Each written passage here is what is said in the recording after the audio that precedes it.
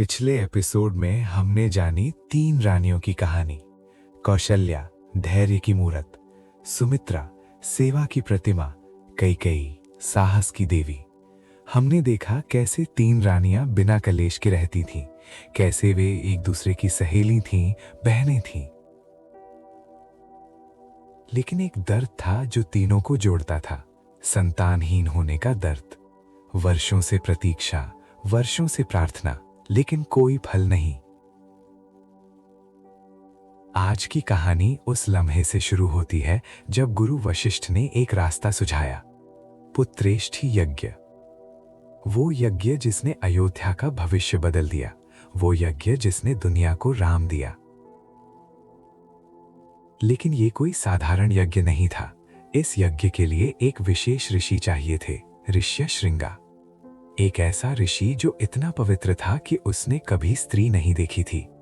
एक ऐसा ऋषि जो राजा दशरथ का दामाद था। हाँ, दशरथ की एक पुत्री थी, एक भूली हुई पुत्री जिसे दशरथ ने बचपन में ही दे दिया था। उसका नाम था शांता। आज हम जानेंगे शांता कौन थे, ऋष्यशृंगा कौन थे, कैसे ये यज्ञ संपन्न हुआ, और वो खीर, वो दिव्य खीर जिसे अग्निदेव स्वयं लेकर आए, उसने कैसे 3 रानियों के गर्भ में 4 भगवान दिए। ये है पुत्रेष्टि यज्ञ की पूरी कहानी। बहुत कम लोगों को पता है कि राजा दशरथ के 5 संतानें थीं, 4 पुत्र नहीं। राम, लक्ष्मण, भरत, शत्रुघ्न और उनसे पहले शांता। शांता दशरथ की सबसे पहली संतान थी, उनकी पुत्री। शांता कौशल्या के गर्भ से आई थी। जी हाँ, कौशल्या जो वर्षों तक संतानहीन मानी गई। उन्हें पहले एक पुत्री हुई थी। तो फिर ये कहानी क्यों भूल गई? इसका कारण एक दर्द भरी घटना है। जब शांता का जन्म हुआ, दशरथ के मित्र थे राजा रोमपड़, अंग देश के राजा। रोमपड़ और उनकी पत्नी वर्षिणी को कोई संतान नहीं थी। वे बहुत दुखी रहते थे। एक दिन रोमपड़ और वर्षिणी अयोध्या आए। उन्होंने नवजाता शांता को देखा और उनका दिल मचल गया। वर्षिणी ने कौशल्या से कहा, भगिनी, मेरी गोद सूनी है, मैं एक बार भी मां कहलाना चाहती हूं। कौशल्या की आंखें भर आईं। रोमपड़ ने दशरथ से कहा, मित्र, तुम्हारी पुत्री मुझे दे दो। दशरथ चौंक गए। उन्होंने कहा, ये क्या कह रहे हो, अपनी बेटी कैसे दे दूं? रोमपड़ ने कहा, मैं जानता हूं ये कठिन है, लेकिन मेरी पत्नी को देखो, वो तड़प रही है संतान के लिए। दशरथ असमंजस में पड़ गए। एक तरफ अपनी नवजाता पुत्री, दूसरी तरफ अपने मित्र का दर्द। उन्होंने कौशल्या की तरफ देखा। कौशल्या जो स्वयं वर्षों तक संतान के लिए तरसी थीं, वे दूसरे की पीड़ा समझती थीं। उन्होंने आंखें बंद की, एक गहरी सांस ली और फिर सिर हिला दिया, हाँ मैं। उस दिन शांता को गोद दे दिया गया। अयोध्या की राजकुमारी अंगदेश की पुत्री बन गई।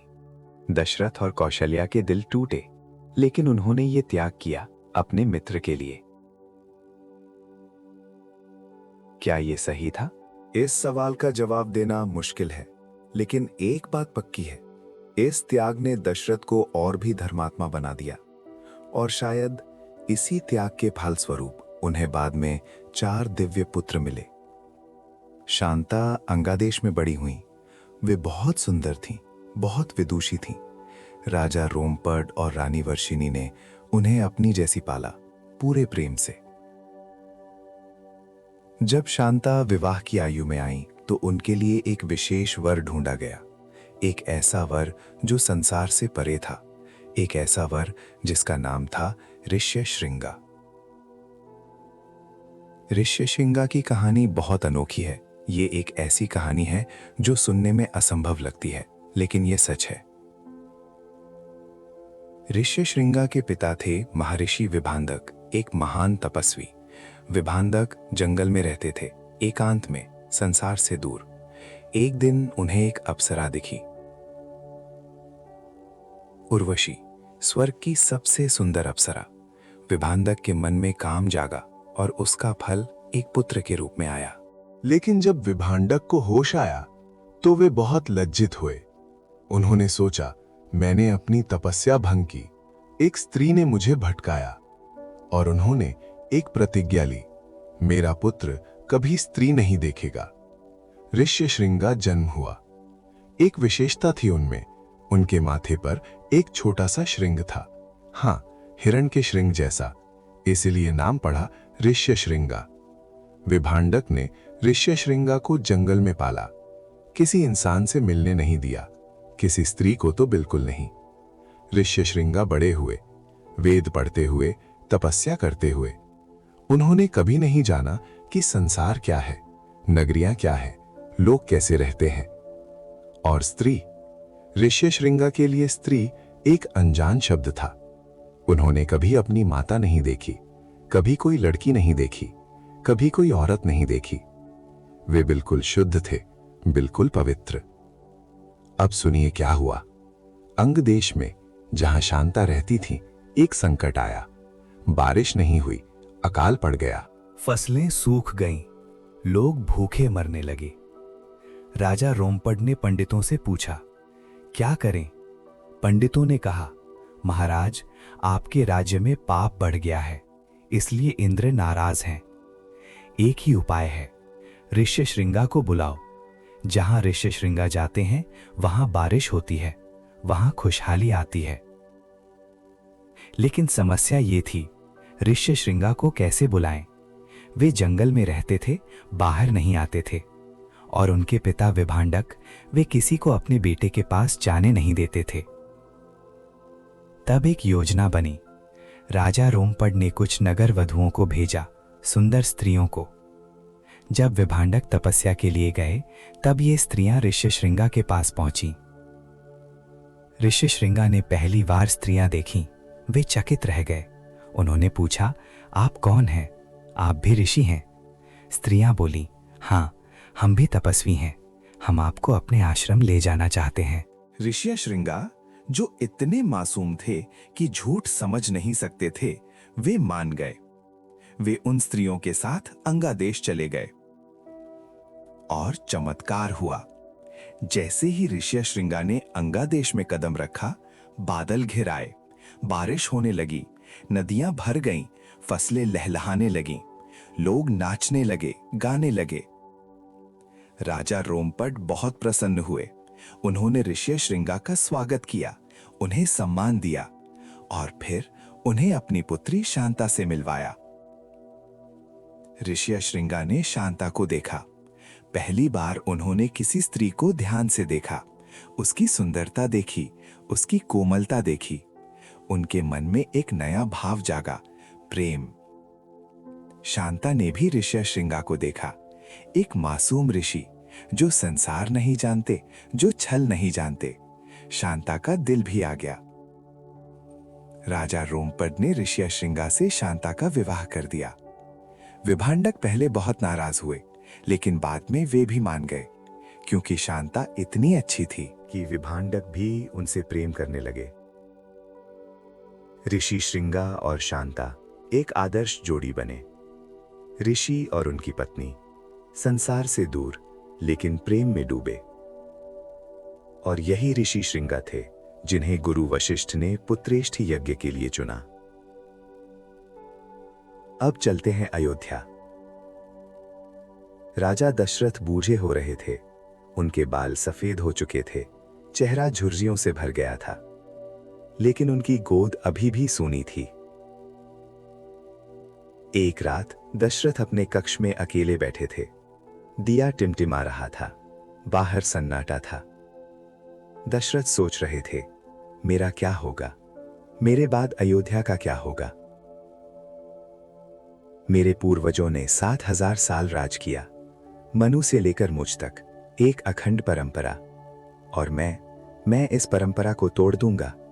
क्या मेरी मृत्यु के साथ इक्ष्वाकु वंश खत्म हो जाएगा? दशरथ की आंखों में आंसू आ गए। उन्होंने हाथ जोड़े और पुकारा, भगवान, अगर हो तुम तो मेरी सुन लो। मैं राजा हूं, लेकिन आज एक पिता बनकर मांग रहा हूं। मुझे पुत्र दो, बस एक पुत्र दो, जो मेरा नाम आगे ले जाए। उस रात दशरथ सो नहीं पाए। सुबह होते ही वे गुरु वशिष्ठ के आश्रम पहुंचे। वशिष्ठ ने दशरथ को देखा, थके हुए, टूटे हुए, उदास। उन्होंने पूछा, राजन, आज इतने व्यथित क्यों हो? दशरथ गिर पड़े वशिष्ठ के चरणों में। उन्होंने कहा, गुरुदेव, मैं संतानहीन हूं, वर्षों से प्रतीक्षा कर रहा हूं। 3 रानियां हैं, लेकिन कोई पुत्र नहीं। क्या मेरा वंश यहां खत्म हो जाएगा?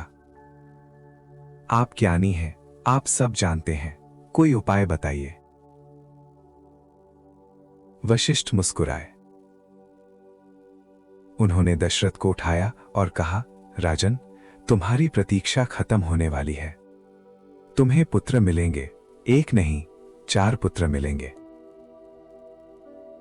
दशरथ की आंखें फैल गईं। उन्होंने पूछा, 4? गुरुदेव, ये कैसे संभव है? वशिष्ठ ने कहा, यह संभव है अगर तुम पुत्रेष्ठी यज्ञ करो। पुत्रेष्ठी यज्ञ, ये एक अति प्राचीन यज्ञ है जो पुत्र प्राप्ति के लिए किया जाता है। इस यज्ञ में अग्निदेव को आहुतियां दी जाती हैं, विशेष मंत्रों का उच्चारण होता है, और अगर यज्ञ सफल हो तो अग्नि में से दिव्य प्रसाद प्रकट होता है। लेकिन एक शर्त है। वशिष्ठ ने कहा, यह यज्ञ कोई भी नहीं करवा सकता, इसके लिए बहुत पवित्र ऋषि चाहिए। ऐसा ऋषि जो संसार से लिप्त ना हो, जिसने कभी कोई पाप ना किया हो, और ऐसा ऋषि है ऋष्यशृंगा। दशरथ चौंक गए। ऋष्यशृंगा? वही ऋष्यशृंगा जो उनकी पुत्री शांता के पति थे? वही ऋष्यशृंगा जिसे उन्होंने कभी नहीं देखा था? वशिष्ठ ने कहा, हां राजन, तुम्हारा दामाद ही इस यज्ञ का अधिकारी है। उसकी पवित्रता इस यज्ञ को सफल बनाएगी, उसकी तपस्या तुम्हें पुत्र दिलाएगी। दशरथ की आंखों में आशा चमकी। उन्होंने कहा, गुरुदेव, मैं अभी ऋष्यशृंगा को बुलाता हूं और यह यज्ञ जल्द से जल्द करवाता हूं। वशिष्ठ ने हाथ उठाया, रुको राजन, जल्दी मत करो। इस यज्ञ की तैयारी में समय लगेगा, सब कुछ विधि विधान से होना चाहिए। दशरथ ने कहा, जो कहिए गुरुदेव, आपकी आज्ञा मान्य है। और इस तरह पुत्रेष्ठी यज्ञ की तैयारी शुरू हुई। अयोध्या में एक नया जोश था। जब लोगों को पता चला कि राजा पुत्रेष्ठी यज्ञ करवाने वाले हैं, सब खुशी से झूम उठे। ये कोई छोटा यज्ञ नहीं होना था, ये महायज्ञ होना था जो महीनों तक चले, जिसमें हजारों लोग भाग लें। दशरथ ने आदेश दिया, कोई कमी नहीं रहनी चाहिए, जो भी चाहिए लाओ। सरयू नदी के किनारे यज्ञशाला बनाई गई। विशाल यज्ञशाला, इतनी बड़ी कि उसमें हजारों लोग आ सकें। यज्ञ कुंड के लिए विशेष ईंटें बनाई गईं, हरी लकड़ी लाई गई, घी के मटके इकट्ठा किए गए। पूरे भारत से ऋषियों को निमंत्रण भेजा गया। सब आए, सब अपना ज्ञान लेकर आए। वशिष्ठ थे, विश्वामित्र थे, और भी अनगिनत ऋषि मुनि थे। फिर ऋष्यशृंगा को संदेश भेजा गया। दशरथ ने खुद अपने दूतों को भेजा, बहुत आदर के साथ। दूत अंगदेश पहुंचे, ऋष्यशृंगा और शांता से मिले। जब शांता ने सुना कि पिताजी यज्ञ करवा रहे हैं, उनकी आंखें भर आईं। वे अपने जन्मदाता से वर्षों से नहीं मिली थीं। उन्होंने ऋष्यशृंगा से कहा, स्वामी, चलिए अयोध्या, मेरे पिता को हमारी जरूरत है। ऋष्यशृंगा ने हाँ कहा। वे दोनों अयोध्या के लिए निकले। जब ऋष्यशृंगा और शांता अयोध्या पहुंचे, दशरथ खुद स्वागत के लिए आए। ऋष्यशृंगा को देखकर दशरथ प्रसन्न हुए, एक शांत पवित्र ऋषि, और शांता को देखकर उनकी आंखें भर आईं। दशरथ ने शांता को गले लगाया। उन्होंने कहा, पुत्री, मुझे माफ करो, मैंने तुम्हें बहुत छोटी उम्र में भेज दिया था। शांता मुस्कुराई और बोली, पिताजी, आपने जो किया सही किया, मैं खुश हूं, मुझे एक अच्छा पति मिला। कौशल्या भी आई। उन्होंने अपनी भूली हुई पुत्री को देखा, जो अब एक सुशील पत्नी बन चुकी थी। माँ बेटी गले मिली, वर्षों का अंतर कुछ पलों में मिट गया। सुमित्रा और कैकेयी ने भी शांता का स्वागत किया। शांता को देखकर उन्हें सुख मिला कि उनकी बड़ी दीदी आ गई। पूरा राजमहल खुशियों से भर गया। ऋष्यशृंगा ने यज्ञ की तैयारियां जांची। उन्होंने कहा, सब ठीक है, यज्ञ शुरू हो सकता है। एक शुभ मुहूर्त चुना गया और वो दिन आ गया जब यज्ञ की अग्नि प्रज्वलित होनी थी। वो दिन आया। सरयू नदी के किनारे हजारों लोग जमा थे। ऋषियों की पंक्तियां बैठी थीं। राजा दशरथ और तीनों रानियां यज्ञशाला में थे। सुबह होते ही मंगल ध्वनि बजी, शंख गूंजे, घंटे बजे, वेद मंत्रों का उच्चारण शुरू हुआ। ओम भूर्भुवः स्वाहा। वातावरण पवित्र हो गया। ऋष्यशृंगा यज्ञ कुंड के सामने बैठे थे। उनका चेहरा शांत था, आंखें बंद थीं, हाथ जुड़े थे। वे ध्यान में डूबे थे, अग्निदेव का आवाहन कर रहे थे। यज्ञ कुंड में अग्नि प्रज्वलित हुई। पहले छोटी लौ थी, फिर बड़ी हुई, फिर और बड़ी। अग्नि की लपटें आकाश छूने लगीं। ऋष्यशृंगा ने आहुति देना शुरू किया। स्वाहा, घी की आहुति, अनाज की आहुति, चंदन की आहुति। हर आहुति के साथ अग्नि और प्रज्वलित होती गई। दशरथ भी यज्ञ में भाग ले रहे थे। वे ऋष्यशृंगा के साथ बैठे थे। उनके हाथ में समिधा थी। जब बोला जाता इदम ना ममा, ये मेरा नहीं है, दशरथ आहुति देते थे। तीनों रानियां पीछे बैठी थीं। कौशल्या की आंखें बंद थीं, प्रार्थना में डूबी। सुमित्रा हाथ जोड़े थी, भगवान का नाम ले रही थी। कैकेयी भी मंत्र गुन रही थी अपने अंदाज में। यज्ञ एक दिन चला, 2 दिन चला, सप्ताह भर चला। हर दिन आहुतियां, हर दिन मंत्रोच्चार, हर दिन प्रार्थना। ऋषियों की तपस्या, दशरथ की श्रद्धा, रानियों की आस्था, सब मिलकर एक महान ऊर्जा बना रहे थे। और फिर वो दिन आया, यज्ञ का अंतिम दिन। उस दिन ऋष्यशृंगा ने सबसे शक्तिशाली मंत्रों का उच्चारण किया। मंत्रों की ध्वनि से आकाश गूंज उठा, पृथ्वी कांप उठी। अग्नि की लपटें और तेज हो गईं, इतनी तेज कि लोग पीछे हट गए। और तब अग्नि में से एक आकार उभरा। पहले धुंधला था, फिर साफ होता गया। एक पुरुष, दिव्य पुरुष, ज्योति से घिरा हुआ। उस पुरुष का रंग काला था, घने बादलों जैसा। उसकी आंखें चमक रही थीं, सूरज जैसी। उसके वस्त्र लाल थे, अग्नि जैसी। और उसके हाथों में एक पात्र था, सोने का पात्र। उसमें कुछ था, सफेद रंग का, खीर, दिव्य खीर। सबने सिर झुकाया। ऋष्यशृंगा ने हाथ जोड़े और पूछा, देवा, आप कौन हैं? पुरुष मुस्कुराए और बोले, मैं अग्निदेव का दूत हूं, यज्ञ पुरुष हूं। तुम्हारी प्रार्थना सुन ली गई, तुम्हारी भक्ति फल लाई। ये खीर लो, इसमें भगवान का अंश है। जो रानी इसे खाएगी उसे दिव्य संतान होगी। दशरथ आगे आए। उनके हाथ कांप रहे थे, आंखें भरी थीं। उन्होंने उस दिव्य पुरुष के चरणों में प्रणाम किया। यज्ञ पुरुष ने पात्र दशरथ को दिया और फिर जैसे आए थे वैसे ही अग्नि में विलीन हो गए। विशाल अग्नि धीरे धीरे शांत हो गई। दशरथ के हाथ में था वो स्वर्ण पात्र। उसमें थी वो खीर जो साधारण नहीं थी। ये खीर अमृत थी। ये खीर भगवान का प्रसाद थी। राजा दशरथ उस पात्र को लिए खड़े थे। उनके हाथ कांप रहे थे, उनका दिल धड़क रहा था। हजारों सालों की प्रतीक्षा इस एक पात्र में समाप्त होने वाली थी। गुरु वशिष्ठ आगे आए। उन्होंने पात्र को देखा, उसकी सुगंध ली। उन्होंने कहा, महाराज, ये साधारण खीर नहीं है। इसमें स्वयं भगवान विष्णु का अंश है। जो रानी ये खाएगी उसे भगवान की संतान होगी। दशरथ ने पूछा, गुरुदेव, ये खीर तीनों रानियों में कैसे बांटूं? ये सवाल बहुत महत्वपूर्ण था, क्योंकि जिस तरह ये खीर बांटेगी उसी तरह संतानें होंगी। वशिष्ठ ने सोचा, फिर उन्होंने कहा, सुनिए राजन, कौशल्या पट्टरानी है, उन्हें आधी खीर दीजिए। बची हुई आधी में से आधी कैकेयी को दीजिए, आधी सुमित्रा को। इस हिसाब से कौशल्या को मिला आधा पात्र, कैकेयी को मिला चौथाई पात्र, सुमित्रा को मिला चौथाई पात्रा। लेकिन यहां एक गहरी बात छिपी है। सुमित्रा को जो खीर मिली वो दो जगह से आई।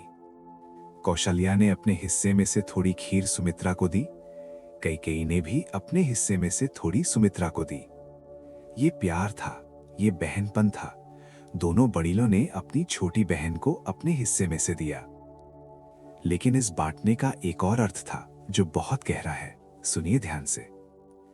कौशल्या की खीर से राम आए, कैकेयी की खीर से भरत आए, सुमित्रा की खीर से लक्ष्मण और शत्रुघ्न आए। लेकिन सुमित्रा की खीर दो जगह से आई थी। कौशल्या वाली खीर से लक्ष्मण आए, कैकेयी वाली खीर से शत्रुघ्न आए। इसलिए लक्ष्मण हमेशा राम के साथ रहे क्योंकि उनकी खीर कौशल्या से आई थी। शत्रुघ्न हमेशा भरत के साथ रहे क्योंकि उनकी खीर कैकेयी से आई थी। ये खीर की गणित थी, ये भगवान की योजना थी। तीनों रानियों ने वो खीर खाई, कौशल्या ने, सुमित्रा ने, कैकेयी ने, और उस पल तीनों की गर्भ में भगवान ने प्रवेश किया। ये कोई साधारण गर्भाधान नहीं था, ये दिव्य अवतारण था। राम जो स्वयं विष्णु थे, लक्ष्मण जो शेषनाग थे, भरत जो पांचजन्य शंख थे, शत्रुघ्न जो सुदर्शन चक्र थे। चार दिव्य आत्माएं, तीन माताएं, एक पिता और एक महायज्ञ जो इन सबको एक साथ लाया। दशरथ की खुशी का ठिकाना नहीं था। वे नाचे, वे गाए, उन्होंने दान किए, पूरी अयोध्या में मिठाइयां बांटी। और तीनों रानियां, वे अपने अपने महलों में गईं। उनके चेहरों पर एक अलग चमक थी, उनके मन में एक अलग सुख था। वे जानती थीं अब कुछ महीनों में इस महल में बच्चों की किलकारियां गूंजेंगी। इस पूरी घटना में एक ब्रह्मांडीय योजना थी, कुछ भी इत्तेफाक से नहीं हुआ था। सोचिए, दशरथ की पुत्री शांता थी जो अंगदेश गईं। वहां ऋषि अश्रिंग आए जिनसे शांता का विवाह हुआ। और वही ऋष्यशृंगा अयोध्या आए यज्ञ करवाने। ये सब कनेक्टेड था। अगर शांता ना गई होती तो ऋष्यशृंगा से विवाह ना होता। अगर विवाह ना होता तो ऋष्यशृंगा अयोध्या ना आते। अगर ऋष्यशृंगा ना आते तो यज्ञ ना होता, और यज्ञ ना होता तो राम ना आते। देखा आपने, दशरथ का वो कठिन निर्णय शांता को देना, वो भी भगवान की योजना था। कौशल्या का वो त्याग, वो भी जरूरी था। और ऋष्यशृंगा की पवित्रता, वो इसलिए थी क्योंकि विभांडक ने उन्हें संसार से दूर रखा। वो कमी असल में शक्ति बन गई। उन्होंने कभी स्त्री नहीं देखी, इसलिए वे इतने शुद्ध रहे, और उसी शुद्धता ने यज्ञ को सफल बनाया। यह है भगवान की लीला। जो दिखता है गलत वो सही निकलता है, जो दिखता है दर्द वो सुख लाता है। बस विश्वास चाहिए, धैर्य चाहिए। दशरथ ने धैर्य रखा वर्षों तक, कौशल्या ने विश्वास रखा उम्र भर, और अंत में उन्हें वो मिला जो दुनिया को कभी नहीं मिला। उन्हें भगवान मिले पुत्र के रूप में। तो दोस्तों, आज हमने देखा पुत्रेष्ठी यज्ञ की पूरी कहानी। हमने जाना शांता के बारे में, दशरथ की भूली हुई पुत्री। हमने समझा ऋष्यशृंगा का रहस्य, वो पवित्र ऋषि जो कभी स्त्री नहीं देखे थे। हमने देखा कैसे यज्ञ की अग्नि में से याज्ञ पुरुष प्रकट हुए, कैसे उन्होंने स्वर्ण पात्र में दिव्य खीर दी, और कैसे उस खीर का बंटना 4 पुत्रों का भविष्य तय कर गया।